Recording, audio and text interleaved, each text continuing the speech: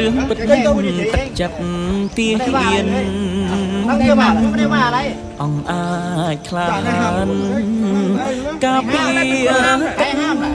ដីរੂតាមព្រំដែនណាពិតមិនស្រួល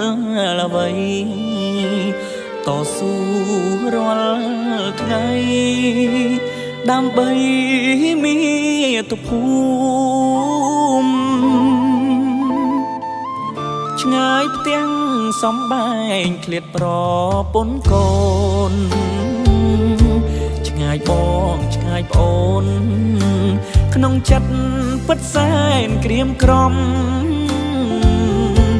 តែត្រូវបដិញ្ញាឲ្យតែជាតិបានសុខខំការពារមាតុភូមិឧត្តមយកជាតិជាធំមិនស្ដាយជីវិត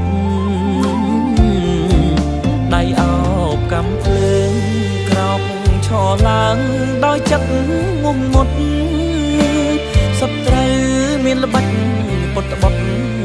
លួចប្រយុទ្ធវាយឆ្មងក្រោយខ្នង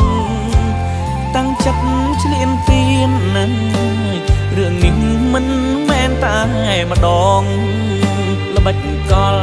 សាហាវយំខ្នងលួចប៉ុនប៉ងវាយឆ្មងប្រហា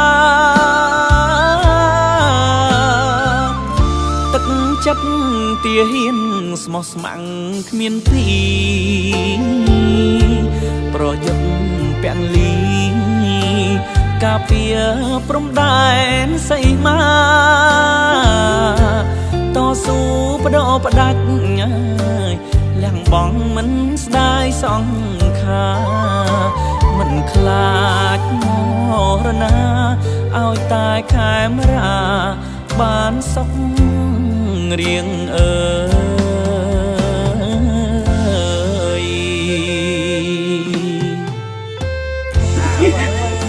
មើលមុខភ័យសម្ដីលុយ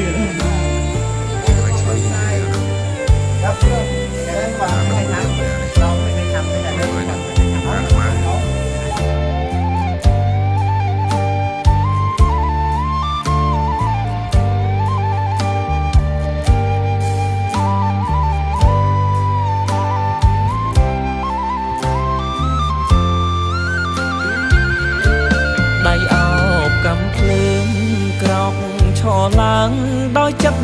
ងងមុតសត្រូវមានល្បិចពុតបុត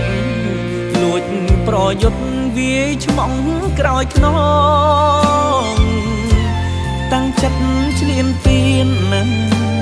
រឿងនេះមិនមែនតែម្ដងល្បិចកលសាហាវយំខ្នងលួចប៉ុនប៉ងវាយឆ្មងប្រហាទឹកចិត្តទាហានស្មោះស្ម័គ្រគ្មានទីប្រយុទ្ធពាំងលីការពារព្រំដែនសីមាតស៊ូបដបដាច់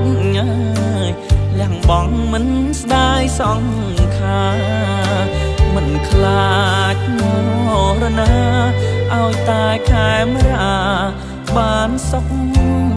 រៀងអើ